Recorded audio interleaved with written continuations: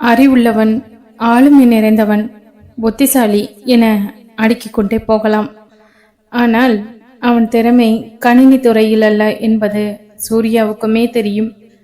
ஆனாலும் பிடிவாதமாக கணினி துறையில் இருக்கிறான் சூர்யா. எதையும் இலகுவாக எடுத்துக்கொள்ளும் இவளை போன்றவள் சூர்யாவுக்கு வாழ்க்கை துணையாக வந்துவிட்டால் அவன் வாழ்க்கை இன்றியமையாததாகவே மாறிவிடும். ஆனால் சூர்யாவால் அலர்மேல் மங்கையை மகிழ்ச்சியுடன் வைத்துக் கொள்ள முடியுமா என்ற யோசனையும் பிறக்காமல் இல்லை அரவிந்திற்கு. அந்த மங்கையிடம் அடுத்து சந்திக்கும் போது கேட்கவும் செய்தான். அவள் சொன்ன பதிலில் ஆச்சரியம் அடைந்தான். அழைப்பை வைத்த மங்கை தங்கை மடிக்கணியில் அமர்ந்து அவளது முகநூல் பக்கங்களை பார்த்து கொண்டிருப்பதை பார்த்ததும் அவள் அருகில் அமர்ந்தாள். அவ்வப்போது இருவரும் அமர்ந்து முகநூல் பக்கத்தில் இருப்பதை பார்த்து அரட்டை அடித்து சிரித்து கொண்டிருப்பார்கள். ஆனால் அப்பொழுது தங்கை பார்த்து கொண்டிருந்ததை பார்த்ததும் முகத்தை சுருக்கினாள் மங்கை. அவளுக்கு பிடிக்காத ஒன்று என்றால் அது இதுதான். உனக்கு வேற வேலையே இல்லையாடி? இப்படி பல்லு தேய்க்கிறதுல இருந்து தும்முற எல்லாத்தையும் ஃபேஸ்புக்கில் போடுறாங்க. அதை பார்க்க ஒரு கூட்டம். ஏண்டி இது மாதிரி ஆளுங்க மேல க்ரஷ்ஷா இருக்க என எரிச்சலுடன் அங்கேற்கண்ணியிடம் கேட்க, இவங்க வீடியோஸ் எல்லாம் பார்த்தா நீ இப்படி பேச மாட்ட. எவ்வளவு ஜாலியான ஆள் தெரியுமா? செம்மைய லைஃப்பை என்ஜாய் பண்ணுறாங்க. எப்பொழுதும் ஒரு பாசிட்டிவிட்டி இருக்கும் அவங்க பேச்சில். அவங்க போகாத இடம் இல்லை. அவங்க கிட்டார் வாசிக்கிட்டே பாடினா கேட்டுக்கிட்டே இருக்கலாம் என்றாள் அங்கே ஏற்கண்ணி. அவங்க இசையே ரசி, ஆனால் ஆளையே ரசிக்கிறது எல்லாம் டூ மச். ஒவ்வொரு நிமிஷமும் அவங்க லைஃப்பை பற்றி இப்படி வெளியுலகத்துக்கு போஸ்ட் பண்ணி அதையும் தினமும் பார்த்து உனக்கு திகட்டாதா? அதுதான் இப்போதைய ட்ரெண்ட் அக்கா. இவங்களுக்கு எவ்வளவு ஃபேன்ஸ் தெரியுமா? நீங்கள் வேணா பாருங்க. இவங்க கூடிய சீக்கிரம் உலக அளவில் ரொம்ப ஃபேமஸ் ஆக போகிறாங்க என்றாள் அங்கே ஏற்கண்ணி. வடிவேல் ஓவர் நைட்டில் ஒபாமா ஆகிற மாதிரியா என கிண்டலாக சிரித்தாள் மங்கை. கழுதைக்கு தெரியுமா கற்பூர வாசனை? இவங்க மாதிரி லைஃப் கிடைக்காதா என ஏங்குறவங்க நிறைய பேர் இருக்காங்க. அவ்வளவு எனர்ஜி. அதெல்லாம் என்ன மாதிரி காலேஜ் பொண்ணுங்களுக்கு தான் புரியும் என தமக்கையே வாரினாள் தங்கச்சிக்காரி. அவள் காதை பிடித்து திருக்கிய மங்கை, அடிப்பாவி, 2 வருஷம் முன்னாடி நானும் அதே காலேஜில் தான் படித்தேன். என்னமோ கிளவியான மாதிரி பேசுற என தங்கையை முறைக்க, ஆ வலிக்குது விடு மங்கி என அவள் செவியை விடுவித்து அதை தேய்த்து கொண்டவள், அதெல்லாம் அப்படிதான் என்றாள் கேலியான பாவனையில். மிகவும் கேலியாக பேசுகையில் மங்கை என்ற அவள் தமக்கையின் பெயரை சுருக்கி மங்கி என்பாள் அங்கு ஏற்கண்ணி. அதே சமயத்தில், ஹலோ, நான் உங்கள் சகா என அந்த நேரலை வீடியோ ஆரம்பிக்க, பேசாத, கிளம்பு கிளம்பு என மங்கையை அங்கிருந்து விரட்டி விட்டவள் வெகு நாட்கள் பார்க்காத காதலனை பார்த்ததை போல் கணினியின் திரையை பார்க்க ஆரம்பித்தாள் அங்கையர்கண்ணி. உன்னை திருத்தையே முடியாதடி என தலையில் அடித்தவாறே அங்கிருந்து நகர்ந்தாள் அலர்மேல் மங்கை. சென்னையில் நடைபெறும் உணவு திருவிழாவுக்கு மங்கை சென்று இருந்தால் அவளின் நல்ல நேரமோ அல்லது கெட்ட நேரமோ சூர்யாவை அங்கே சந்தித்தாள். ஆனால் அவள் வாழ்க்கையில் சில முடிவுகளை உடனே எடுக்க வேண்டி வந்தது. அன்று விடுமுறை என்பதால் திருவிழாவில் கூட்டம் நிரம்பி வழிந்தது. கிடைத்த இடைவெளியில் அங்கே இருந்த ஒரு உணவு ஸ்டாலுக்கு கிட்டத்தட்ட ஓடினாள் மங்கை. சீக்கிரம் போகவில்லை என்றால் அன்னையிடம் திட்டு வாங்க வேண்டி வரும். அந்த ஸ்டாலில் உள்ளே புகுந்து ஒரு வழியாக உணவை வாங்கி கொண்டு வெளியில் வந்தாள் மங்கை. ஐயையோ ஐயையோ பிடிச்சிருக்கு என பாடியவாறே வாங்கிய உணவை வாயருகில் எடுத்து சென்று வாயினுள் வைத்தாள். அந்த பாட்டை கொஞ்சம் நிறுத்துறியா, சகிக்கல என அவளிடம் கடுப்படுத்தவாறே அவளது வலது பக்கத்தில் வந்து யாரோ நின்றார்கள். திடுமென காதில் ஒலித்த குரலில் மங்கை துள்ளி விழ, வாயினுள் கொண்டு சென்ற உணவில் இருந்த கிரேவி கையில் சிறிது பட்டு ஒழுகி வழிந்தது. அந்நிச்சை செயலாக உடனே அவள் கையை மெதுவாக காற்றில் உதறிவிட்டு, யாருடா அது என திரும்பி பார்த்தாள். தன் அருகில் நின்றிருந்த சூர்யாவை பார்த்ததும் ஆ வென ஜெர்க்கானாள் மங்கை. அவனை சத்தியமாக அங்கே எதிர்பார்க்கவில்லை. அடுத்த நொடியே சூரியனை கண்ட தாமரையைப் போல அவளது அகமும் முகமும் ஒரு சேர மலர்ந்தன. அதற்கு நேர்மாறாக அவள் முகத்தை பார்த்ததும் அக்னி நட்சத்திர வெயிலை போல் உக்கிரமானான் சூர்யா.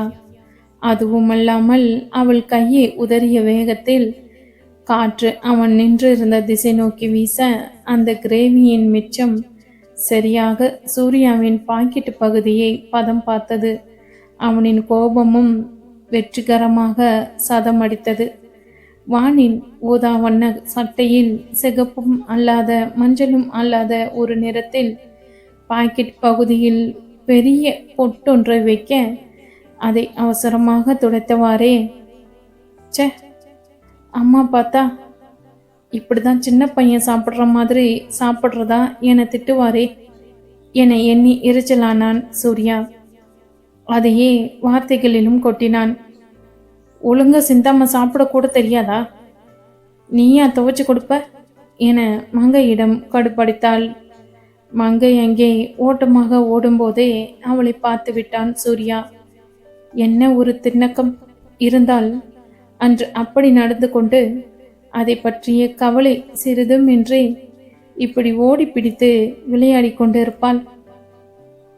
அன்று பெண் பார்க்கும் படலத்தின் போது பெரியவர்களின் முன் மரியாதை நிமித்தம் எதுவும் கேட்க முடியாமல் போனது. ஆனால் இன்று அப்படியல்ல. மனதில் இருப்பதை கேட்டுவிடலாம்.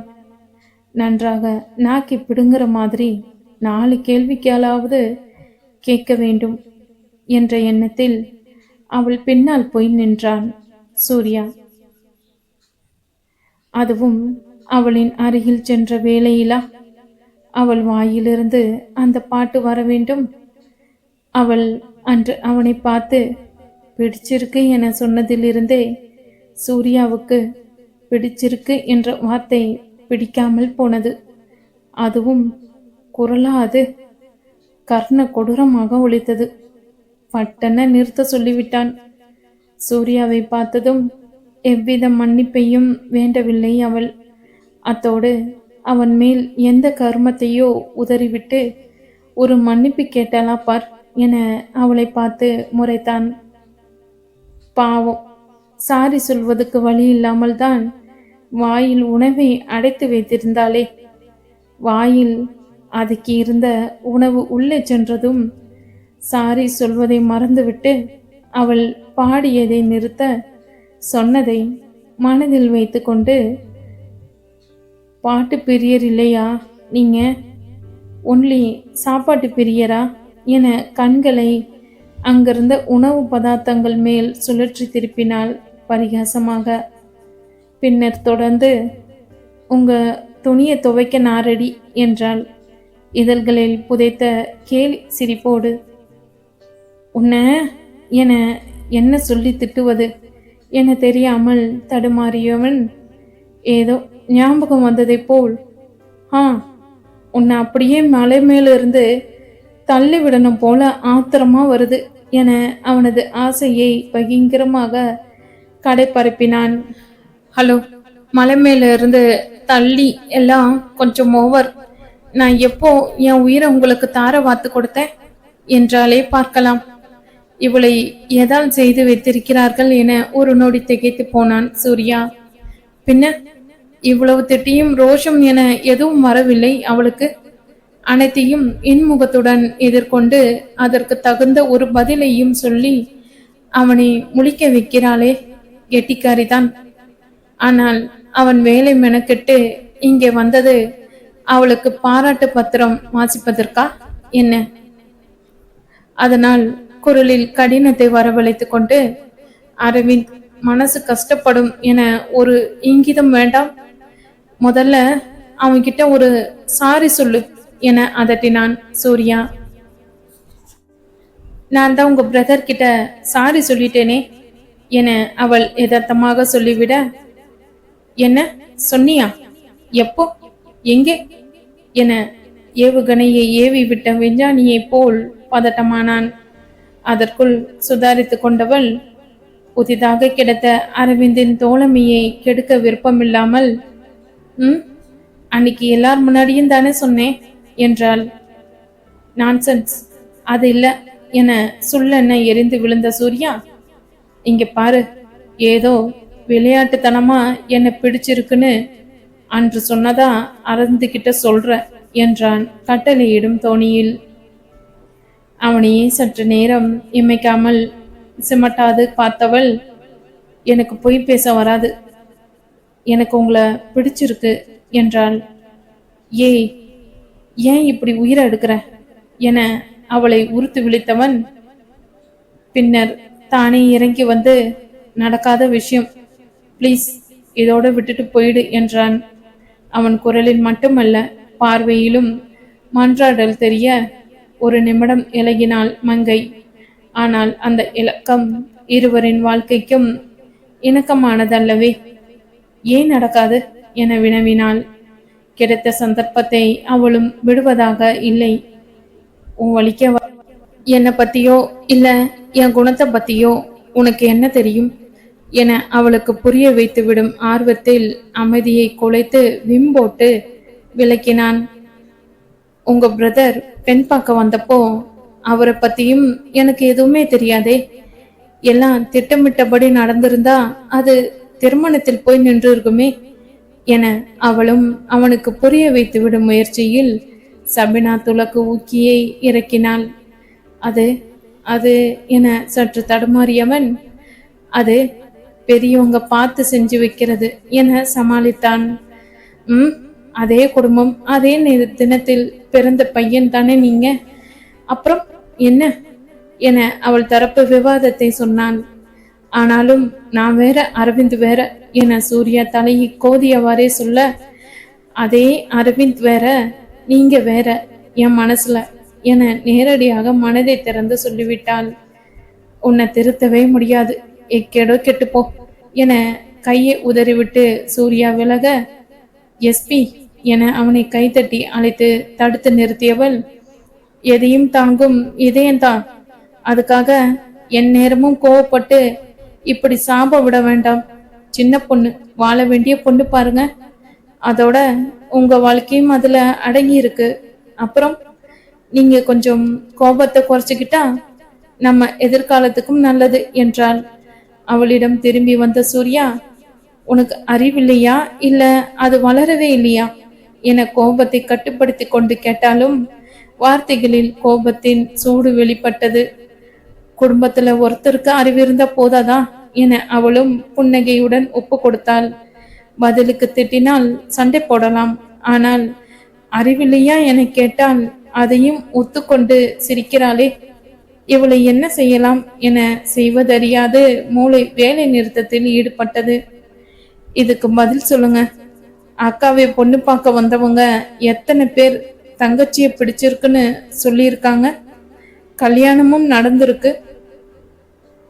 நான் சொன்னா மட்டும் தப்பா என்றாள். உன்கிட்ட போய் பேச வந்தேன் பாரு, என்ன எதனால் அடிக்கணும்னு என தலையை தட்டி கொண்டு அங்கிருந்து அகல சொடுக்கு போட்டு அவனை நிறுத்தினாள்.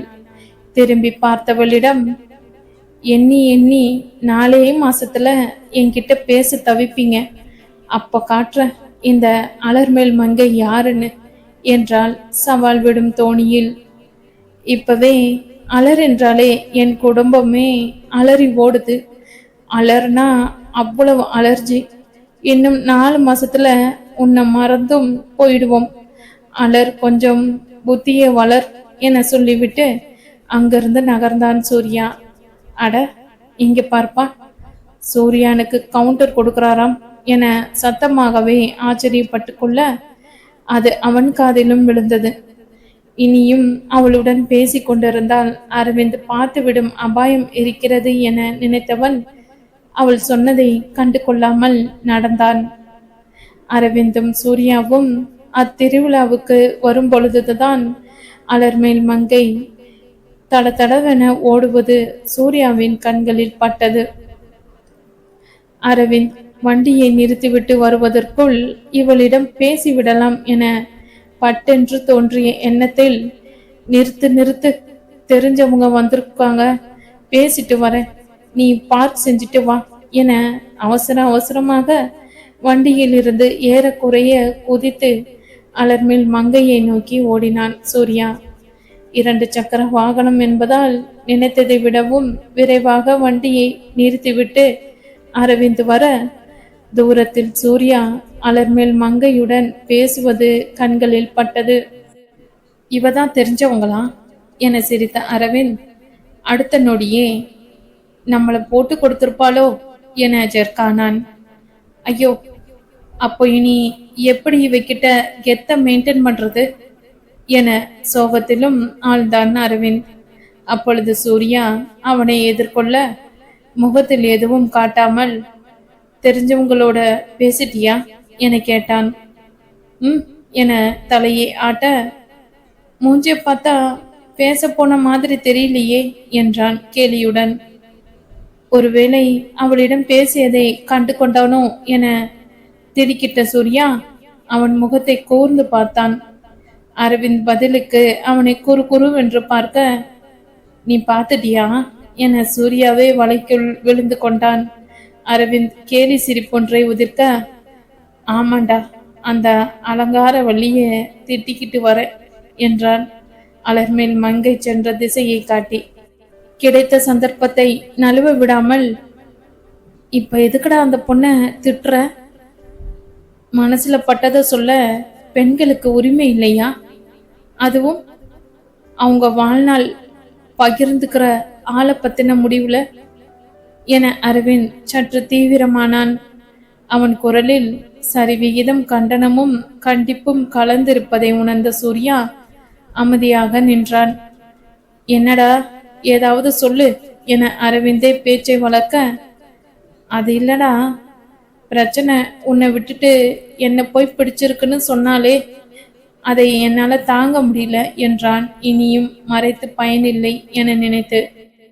இதுக்கு என்ன அர்த்தம் என அரவிந்த் அவனை விழிகளால் ஊடுருவ, படிப்புல, அறிவுல, சம்பாதிக்கிறதுல, இவ்வளையே பேசுறதுல கூட உன்னை விட குறைவுனா இதெல்லாம் முதல்ல அவளுக்கு தெரியுமா? அப்புறம் எதை வச்சு என்ன போய் பிடிச்சிருக்குன்னு சொன்னா?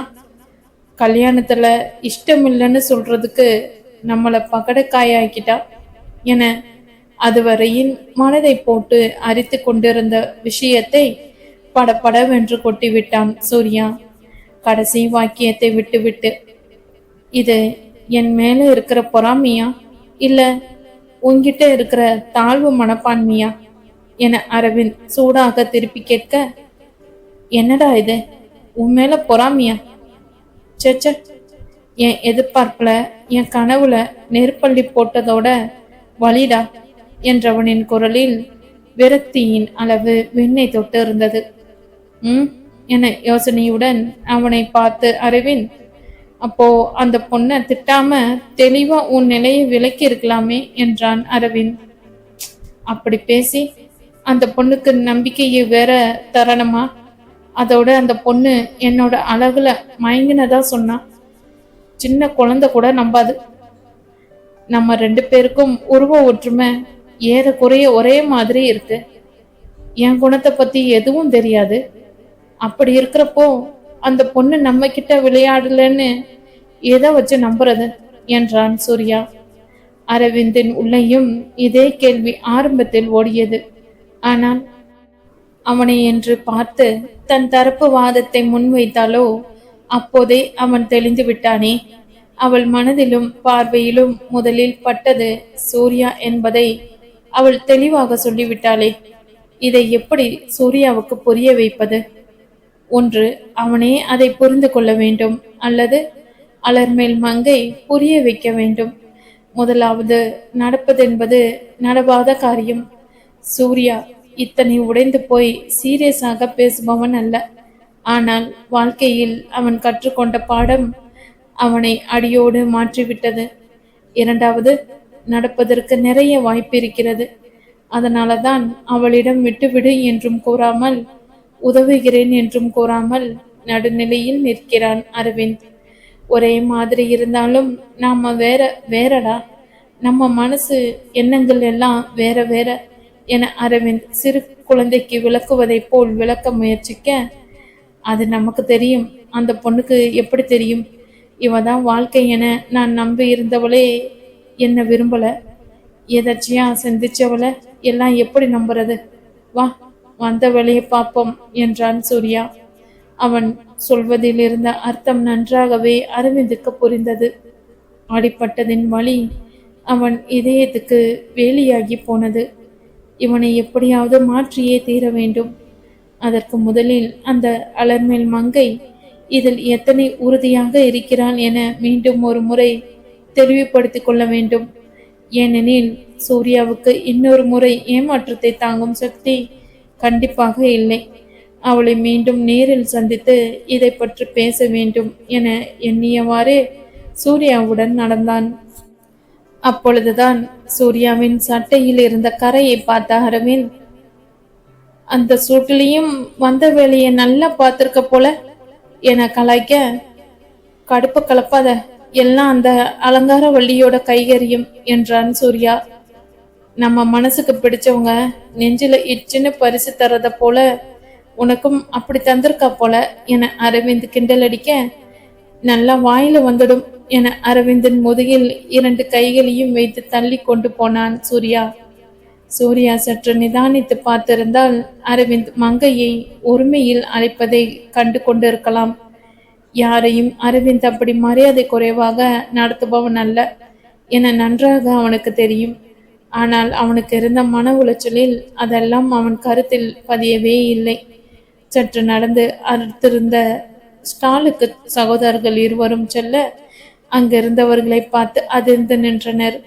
அங்கே மங்கே அவள் அண்ணியுடன் நின்று கொண்டிருந்தாள். எங்கடி போன? தனியா இங்க சமாளிக்க முடியாம திண்டாடிக்கிட்டு இருந்த என பத்மாவதி சொல்லிக் கொண்டிருந்தது காதுகளில் ஒலித்தது. சகோதரர்கள் இதை சற்றும் எதிர்பார்க்கவில்லை. இருவரும் ஒருவரை ஒருவர் பார்த்து கொண்டனர். அம்மா, அங்க ஒரு கடையில என்னமோ புதுசா செஞ்சு இருந்தாங்கம்மா, செம்மையா இருந்தது. உங்க சமையல் எல்லாம் வேஸ்ட் என அன்னைக்கு விளக்கமளித்து கொண்டிருந்தாள் மகள். வாயில 2 போட போறேன். நீயே இப்படி பேசி நம்ம ஸ்டாலுக்கு வரவங்கள துரத்தி விட்டுடுவோ போல. பிசினஸ் எப்படி டெவலப் ஆகும் என மகளை கடிந்து கொண்டார் அன்னை. இங்க ஸ்டால் போடுறதை எதிர்த்து நீங்க பண்ணின ஆர்ப்பாட்டம் என்ன? இப்போ பேச்ச பாருங்க, வீதியில போற தேராட்டம் மாதிரி என நெஞ்சில் கை வைத்து கொண்டு போலியாக அதிர்ந்து நின்றாள் மங்கை. பார்வதி தயாரித்த முறுக்கு மிக்சர் என சிறுதானியம் கொண்டு செய்த நொறுக்கு தீனிகள், இனிப்பு வகைகள் என பல வகையான பலகாரங்களை பாக்கெட் போட்டு வைத்திருந்தனர். பத்மாவதி இது போல் பாக்கெட் போட்டு அக்கம் பக்கத்தினருக்கு தெரிந்தவர்களுக்கும் விற்பார். அவ்வளவுதான். இதுதான் முதல் முறை இப்படியெல்லாம் வந்து கடை போடுவது. அதில் கிடைத்த வரவேற்பு அவரை திக்குமுக்காட வைத்து விட்டது என்றே சொல்லலாம். அவர் எதிர்பார்த்ததை விடவும் வரவேற்பு அதிகமாக இருக்க பத்மாவதிக்கு உற்சாகமும் பெருமையுடன் பிடிபடவில்லை. பத்மாவதி இங்கு வந்து இப்படி ஒரு கடை போடுவதற்கு முதலில் ஒத்துக்கொள்ளவே இல்லை. மங்கைதான் பக்கம் பக்கமாக பேசி அவரை ஒத்துக்கொள்ள செய்தாள்.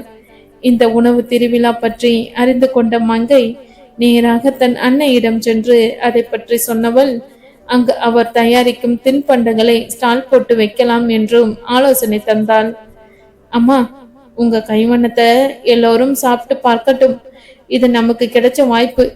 உங்க கைப்பக்குவம் எப்படி இருக்குன்னு தெரிஞ்சுக்கலாம். நாங்களும் ஹெல்ப் பண்றோம். கொஞ்ச நாள்ல இங்க நம்ம வீட்டு பக்கத்திலே சின்ன கடை வச்சுக்கலாம். என்ன சொல்றீங்க என பிரமாதமாக திட்டம் போட்டாள் மங்கை. ஏதோ விளையாட்ட ஆரம்பிச்சது, சும்மா இருப்பாப்போ என பத்மாவதி மறுப்பு தெரிவிக்க, அம்மா, நாங்க 2 பேரும் கல்யாணம் ஆகி போயிட்டா திட்டுறதுக்கும் ஆள் இருக்காது. வெட்டியா டிவி பார்த்து பொழுத கழிக்காம இப்படி உங்களை பிஸியா வச்சுக்கோங்க என்றாள். அடிக்கழுத, வயசான காலத்துல எங்களை வச்சு பாத்துக்கிறேன்னு சொல்லாம என்ன வேலை செய்ய சொல்றியா என பத்மாவதி செல்லமாக அடிப்பதற்கு கையை உயர்த்தியவர், முதல்ல கல்யாணம் பண்றதுக்கு வழியை பாரு என்றார். அவர்கள் பேசுவதை கேட்டுக்கொண்டிருந்த வெங்கடேசன், மங்க சொல்றதுலயும் அர்த்தம் இருக்குமா? இன்னும் கொஞ்சம் வருஷத்துல நானும் ரிட்டையர் ஆகிட்டா 2 பேரும் வீட்டுல இருந்துட்டு என்ன பண்ண போறோம் என்றார். வெங்கடேசன் யதார்த்தவாதி, எதையும் ஆராய்ந்து தொலைநோக்கு பார்வையுடன் சிந்தித்து செயல்படுபவர். அந்த குணம் அவர் பெற்ற மகளான மங்கைக்கும் இருக்கும் என்பதை பத்மாவதி நினைக்காமல் போனார். மறந்து போனாரோ இல்லை சிறு பெண் தானே என்ற அலட்சியம் கொண்டாரோ, அவள் சொல்வதை எல்லாம் சிறுபிள்ளைத்தனமாக செயல் என தட்டி கழித்து விடுவார். ஆனால் இப்பொழுது கணவரும் அதையே சொல்லவும் அதுவரையில் மகளிடம் மறுத்து கொண்டிருந்தவர், சும்மா வெட்டியா பேசிட்டு இருக்காத, உணவு திருவிழாக்கு போறதுனா நிறைய வேலை இருக்கு என மங்கையை விரட்டினார். நல்லதுக்கு ஒரு பாராட்டு வேண்டாம், அட்லீஸ்ட் திட்டாமலாவது இருக்கலாமே என உதட்டை சுழித்து கொண்டு அன்னைக்கு உதவ சென்றாள் மங்கை.